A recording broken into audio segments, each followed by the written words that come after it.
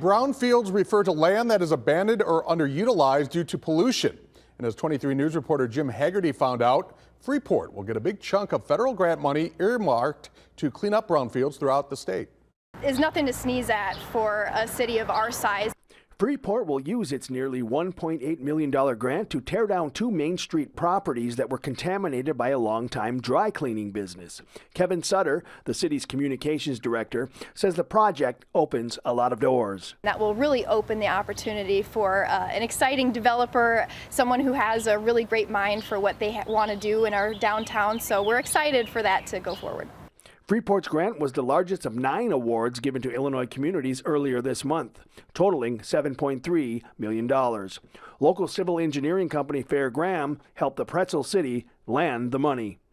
So the ultimate plan under request for qualifications for design would be to abate the existing building from other issues like asbestos, then remove the building to be able to get down to the soil.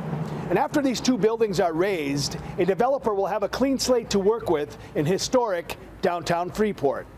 Hopefully it'll become another viable property in downtown Freeport that somebody will want to build on.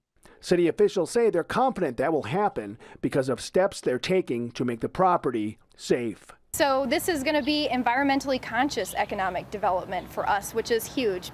Working for you in Freeport, Jim Haggerty, 23 News. The other 8 recipients of U.S. Environmental Protection Agency brownfield grants include South Beloit, Dixon, Rock Falls, and several Winnebago and Boone County sites that will be covered by the $1 million awarded to the R1 Planning Council.